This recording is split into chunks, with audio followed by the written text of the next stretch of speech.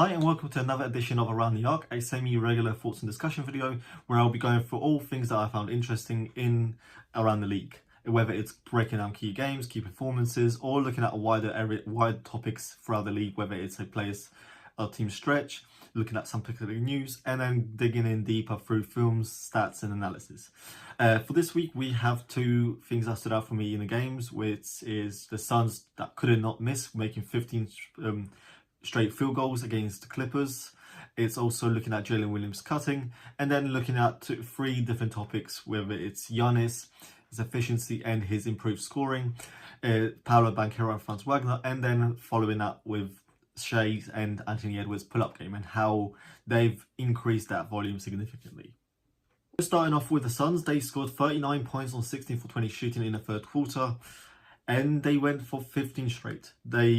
Devin Booker made the first field goal around 11:31, and then 14 field goals later, they finally missed at 2:42. So it was around 9 minutes of straight buckets from the Suns. So let's just go through some of the clips and how they did it. It starts off with, it was all revolving around Booker and Kevin Durant going at all that space in the mid-range with Zubac in the drop. You can see here, Booker sets the back screen.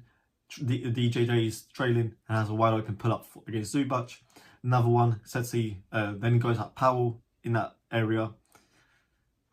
He sets another back screen, forces a switch, defenders trailing, goes into a pick and roll, has a wide open pull up three with Zubac again in a deep drop. Then it's Kevin Durant off a stagger. Zubac is just sitting at the free throw line. Next is Booker again attacking that drop. This time he snakes it, opens up Nurkic for the wide open look. And then it was all a bunch of just transition games, tough shot making from Durant, easy open shots at the rim. But mostly it was just that attacking Zubac in a drop. It forces tags, which opens up Booker for free. And then at the end, it was a whole bunch of three-point shooting from everyone else. So for the most part, it was just attacking Zubac in that deep drop. And it's pretty wild that they haven't adjusted. They didn't switch out the defense to force even other shots. You had Tyus Jones also going into that floater. Everyone felt comfortable when it comes to just their shots, and as much as it was tough, it was just good shot making from the Suns. It was also just poor defense and lack of just execution from the Clippers. Because when you're making 5-6 straight buckets of similar looks, that should be a sign to adjust. They had so many similar looks throughout the whole quarter, and the Clippers were just giving those same looks. Next, we're moving on to a bit of a small thing, but it just stood out to me against with the Thunder and against the Hawks, and it was Jalen Williams cutting and how he did it all in 4 different ways. It starts off with a sneaky cut behind the defense, gets a look at the rim with Chet just finding him at the baseline, just moving without the ball, moving without behind the defense. Then it was a Shai Dort pick and roll. Dort was drawing a tag. Jalen from the dunking spot, easy shot. This one was a butt cut, like where he just left him. He left his defender just in not knowing where he is. And then off an offensive rebound, Chet is just battling for the rebound, and then you just see Jalen cutting through.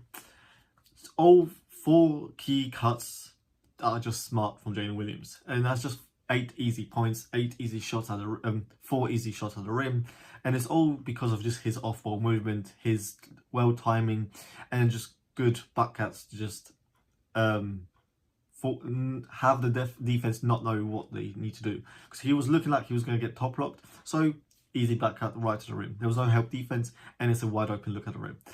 So that's how effective a player can be without the ball. Also a lot of talk about the Milwaukee Bucks and how they're underachieving, underperforming. Rightfully so, they are 1-4 and they have been looking pretty bad. But who hasn't been looking bad was Giannis on the offensive end. After last year, with his 30 points scoring on over 60% from the field, it was tough to see how much better he can be. And somehow he did get better. His efficiency still improves considering what it was last year. He has a 65.6 effective field goal, 65.5% true shooting, and it's even with a bigger usage this time. We're at 34.7. So I don't know what you even do with him at this point. He's shooting 83.3% at the rim with over 58% of his shots down there. He's probably right now the best rim finisher of our generation. And it's funny seeing him how he does it. It's in transition, it's in the half court, it's off the post-ups, off the dribble, it's off cuts from the dunker spot, from the above the break. That's one thing they've been using him a lot, where with the defense just sagging him off, he is cutting into space. He's cutting from that 3-point line, and once he gets his head full of steam, you just can't stop him. And that's really what he's been doing. No defender can stop him. There was a few possessions with our Horford where he did make a contest. He did draw a good block, but then most 90% of the time, if Giannis gets himself going, there is nothing that you can do. But then he's also shooting 45% from 14 feet to the 3-point line, and that's not even the crazy part, because he's also taking 21% of his shots there. He's liking that pull up to a lot, and he's looking a bit more confident as well. There are some of those shots, you know, with those pull-ups that he's taking in confidence in the same way as Curry does in the pull-up three. He's going in transition. He sees 3-4 defenders in his way. Instead of just resetting, he's going straight into that pull-up. And I'm wondering how much that's going to continue. Whether it's the 3-point, whether it's actually the accuracy or the volume, or if the defense will actually adjust. Because if the defense adjusts and steps up to him, he's blowing by and he's forcing more defenses, or he's finishing at the rim at 83%. But one thing that did stand out as well is that the league is lucky that he can't make free throws. Because right now he's shooting 52.6% from the line, which is 13% worse than what he was last year. And his free throw dropping over the last few years is kind of concerning and odd, because he's been a much better free throw shooter throughout his career. Since becoming an all-star, he shot 77.7%, 76, 72.9, 63.3, 68.5, 72.2, 64.5, 65.7, and all the way now is at 52.6. So for the first 5, 6, 7 years, he's been around mid-70s. He had 4 70% or better. And this year is his lowest percentage, and that's concerning, because he's also improving as a pull-up shooter. He's looking more confident in that, and yet the free throws are his demons. And the league is lucky that he can't make at a high rate, because if he's shooting 75, 78%, there is nothing that you can do, because that is all 75% at the line is it's not 1.5% per possession. So that's a highly efficient shot after even a more highly efficient shot. And if he was shooting even at the rate of last year, that's adding 2 more points per 100 possession.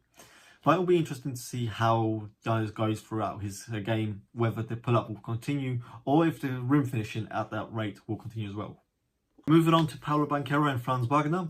After 5 games to start the season, where Paolo Banchero averaged 28.8 points, 8.7 rebounds, 5.5 assists per 75 possession on 55% effective field goal and 59% true shooting, it is quite unfortunate to see the news that he's going to miss for the next 3, 4, 5, 6 weeks. And that can change a lot for the Magic, where it's more than a handful of games that can swing the standings in the end.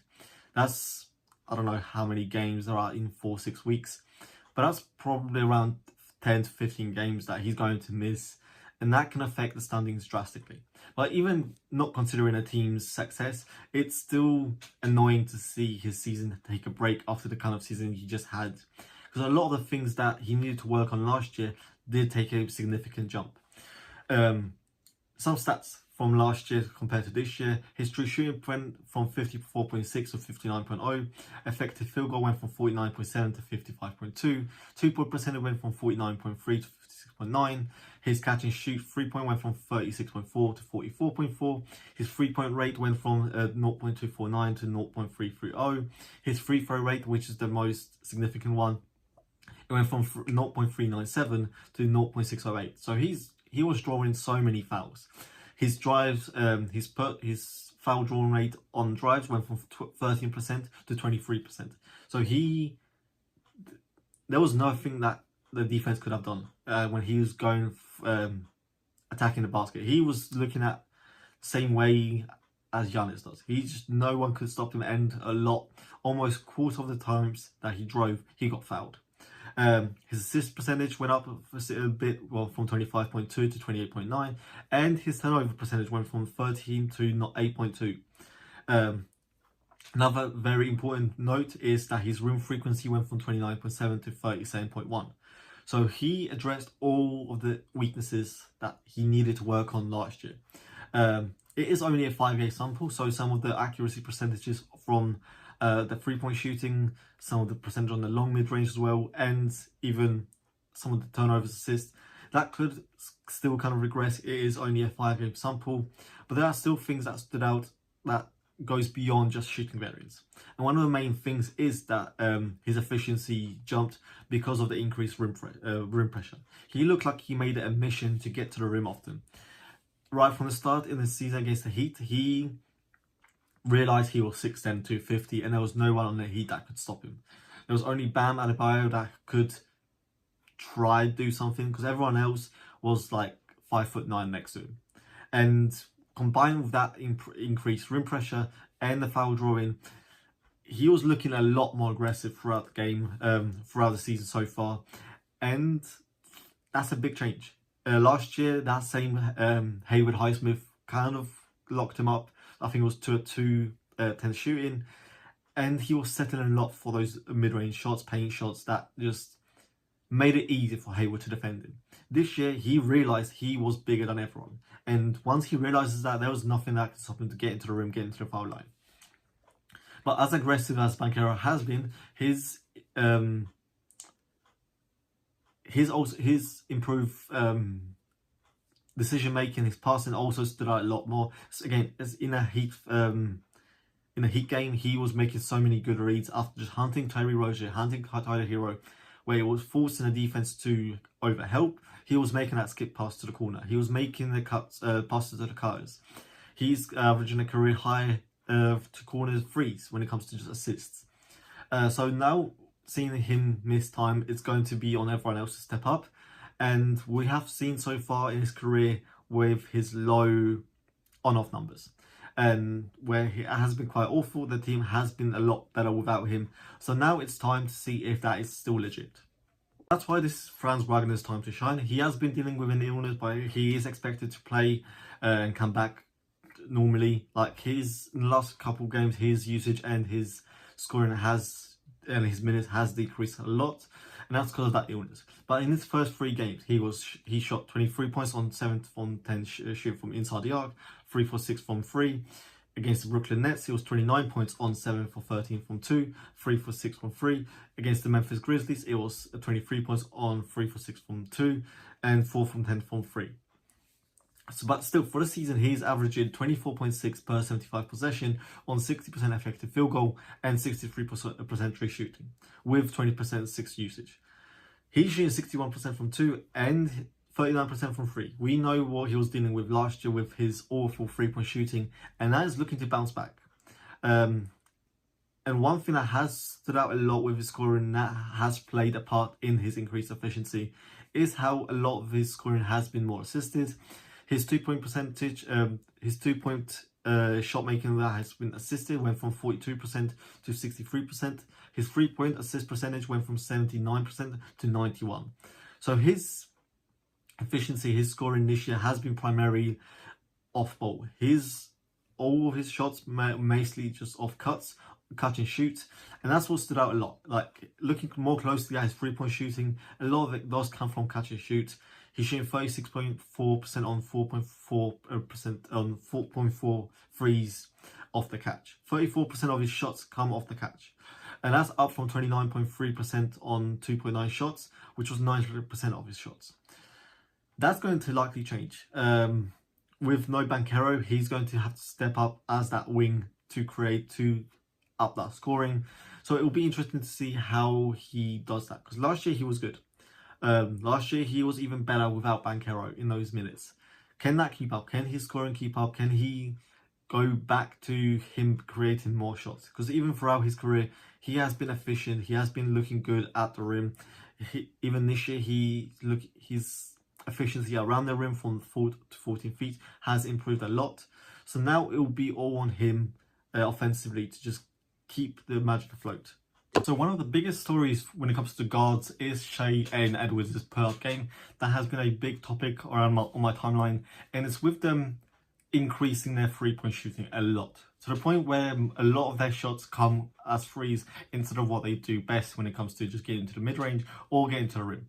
And they are two very different cases. A Shai pull-up three is I think it's a different thing to what Edwards is doing. Throughout the career, they have been a different kind of shooters when it comes to just pull-up games, whether it's pull-up twos or pull-up threes. They use it differently and they have different strengths. So they're two different cases to me. When it comes to Shai, his pull-up games over the years has been relatively the same until the last 2 or so years. His pull-ups per game has increased each year gradually. In 2021 and 2022, it was more of a three-point shooting pull-up. Then in the last 2 years, it's been all mid-range shooting. He's been a mid-range guy. He's averaging over 6 pull-up twos per game with only around 2 pull-up threes. This year, that flipped. It's more of an even split with still more pull-up threes than pull-up twos. With Edwards, it was entirely different. He started off as a pull-up three guy. He was taking almost 5. He's been taking 4 pull-up threes every single year, with including around 5 in the last 3 years. Except now he's just took it to a whole different extreme where he's taken almost 10 pull-up threes per game, and that's different.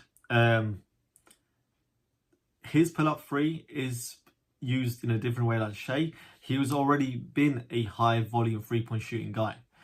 Taking over 5 pull-up threes is already high. That's already a big part of his game. And he just took it upon himself to just increase that a lot more. With those two cases being very different, I have 2 very different conclusions and whether I like it or not. When it comes to Shai, I did think he needed to up his volume the last 2 or so years. I didn't think he needed to be that kind of a volume guy when it comes to pull-up twos. He was shooting 35.6% on 2.6 pull-up threes last year, and that was around 30% of his shots. When it comes to relative to his pull-ups, 74% of his pull-ups in general were twos. And I thought he needed to up that volume. I thought he needed to have around 60%, 55% of his pull-up to be twos and the rest be threes, especially if he was shooting around 35% from pull-up three. So my ideal range was that 60 to 30 to 40 split. Even if it was a half and half split, that would have been a lot. And then this year he's taking a lot more threes than twos. And it's worse than it is because he's shooting only 31% from pull-up threes, and it feels like he's just chucking them up. But throughout his career, he's been a bit up and down when it comes to his shooting. Aside from 2019, he was a 32% shooter, then 32 again, then it jumped to 41 in 2021, then it crashed to 27%. And then the last 2 or so years, it's been 35 and 35, and now it dropped to 31 again. So if it could bounce back to mid-30s, and he cut that volume down a bit less, then this would be ideal range for him that could put him up in another tier of scoring. Shai is that tier of player where his pull-up 2 is a lot more dangerous than what he could do as a pull-up 3 because of what he opens up as a slasher for him. He's already a dangerous guy that can get to the rim, get to the free throw line at will, and adding a pull-up 3 to his pull-up game will improve all of that drastically. Because once he's a 35% guy that takes around 4 or 5 pull-up threes, what is the defense meant to do? Because if you run him off the 3-point line where you prefer to have him take those pull-up 2s, he's shooting 50 to 55% in that area. And that gets better once he's closer. And then if you step up on those drives, then he can get to the rim and get to the line. But then, so when I'm watching his pull-up now, it does feel like he's just testing the waters. It doesn't feel like that's going to be his game. It doesn't feel like it's meant to be a big part of his game overall when it comes to his shot diet. It feels like he's just trying new things out. He's testing how good he can be, what it opens up for him. It does feel like chucking it. It does feel like that when he's putting up 6, 10 threes a night. But I don't think that's going to be his game going forward. And if he can just find the right balance in the end, because right now I think it's just more confidence. It's just seeing how he can look firing up. But once he learns to find that balance between a pull-up 3, a pull-up 2, and if he bounces back as a shooter, then that could open up so much more than what he was doing last 2 years. Edwards is a different case where I feel like a lot of those shots is settling and it is a poor shot selection. But this isn't new to him. He has been a strong pull-up guy when it comes to volume all throughout his career. Since the second year, he's been taking over 4 pull-up 3s per game, and the only thing that he's on this year is just take it to an absurd level, where it does feel like it's gone in the wrong direction. Now he's taking 39% of his shots as a pull-up 3, and that just can't happen, because even with Shai, even with the uptick in his volume, Shai's still taking a lot more more shots at the rim and at the line than what Edwards is doing. His A frequency when it comes to this within 10 feet and with his pull-up 3. This year, 23% are within 10 feet and 39% are pull-up 3s. Last year was 40 and 23, 2023 was 44 and 24, 2022 was 40 and 29, 2021 was 44 and 20. So throughout his career outside of this year, he's been taking around 40% of his shots within 10 feet and only around 20 to 25% were on average pull-up 3. This is going to be an issue if it carries on. If you're trading shots off at the rim and being able to get to the line for a poor 3-point shooting off dribble shot, that's not a really good thing to do. Because that is a bit different to Shai, where his most frequent spot is still within 10 feet. He's not settling for those shots in trading off a highly efficient shot for those threes. He's just mixing it up. Edwards, he's basically trading all those shots at the rim for a pull-up 3. He shouldn't have his most frequent shot as a pull-up 3. The only person that probably should are just players like Dame and Steph, Halliburton, all those guys that either need or are just that good when it comes to shooting. On the other hand, he has less space to operate in this year, and as noted in last week's Around the Arc, where we looked at his isolation and his pick and roll, the defense is just doing everything to stop him from going to the rim. So some of those threes are because of necessity, where he has to take those pull-ups because there's nothing else. It was either that or pull-up 2. And I would rather have a pull-up 3 than a pull-up 2. That's why I don't really get the outrage of just him ruining the sport or him doing something that hasn't been done by every single guard in NBA history, except it's not a 18-footer, it's a 23, 24-footer. Because what is the difference between Allen Iverson taking 6-7 pull-up 2s in 2000s versus Edwards taking 6-8 pull-up 3s? It's the same shot in the same kind of circumstances. It's just a few steps behind. But right now, he's also shooting 37% on those shots. And if a player is that shooting well, if he's on a hot streak, he probably feels himself a lot more, knows when he should take those threes. And if he's on a heater right now, he should just carry on. But you also don't want to make that a habit. I don't feel that way with Shai. It feels more just testing the waters, just finding that balance. With Edwards, with his history as a pull-up shooter, it does feel a lot more of him just upping that volume and that be his game right now. So it will be interesting to see what trend both guards will go down, whether it will decrease, whether it will just stabilize, or if it's actually part of their game and this will be their game. Some things that caught my eye. Klay Thompson is still one of the best shooters, where he's shooting 39% on over 16 threes per 100 possession, easily a career high. He's taken a lot more threes than he's ever done per 100 possession. But also worth noting, he's also shooting 60% from 2 on 5 twos per 100 possession, which also would be easily a career high, where in 2018 he shot 52% from 2. That's a big difference. He's shooting now 60%, so he's a lot more efficient than he's usually been. And I think a lot of that is because of just more threes, cutting down those long mid-range shooters, and you get a lot different looks with Steph and versus Luka. They may be open looks. He may have benefited from that gravity from Steph, but Luka has a different level, different kind of gravity that gives him different kind of shots. And Luka has been a much better passer than Curry, so now he's just benefiting from that, and he's still Klay. James Harden is leading the league in assists and turnovers. He's having the second highest in his career when it comes to assist percentage at 48.3%, but he's also having the worst turnover percentage at 21.5%. It's a give and take right now with him. He's generating so much assists, so many easy open looks. That Suns versus Clippers, he was just getting so many. I think his first 5 assists were all easy looks at the rim. Norman Powell has backed up his words when he meant that with Paul George out of the picture, there are more players that can just eat more. And he's right now averaging 27.8 points per 75 possession on 60% true shooting 57.1 from 2 and 41.3% from 3. Finally, some other team stats. The Charlotte Hornets have the 4th best offense. The Brooklyn Nets have the 5th best offense, with Cam Thomas just leading the show as a 30-point per game scorer. The New York Knicks have the 29th worst defense, which is quite surprising to be this bad. I had concerns about the defense, but people did say the wings will easily make up for the lack of efficiency of Jalen Brunson and Karl Anthony Towns. But right now they're just the 29th worst defense, and I wonder how long was that going to continue. Whereas the Golden State Warriors have the 2nd best defense and only 5 games into the season, but they are one of the 2 teams with the Thunder to have a defensive rating of under 100.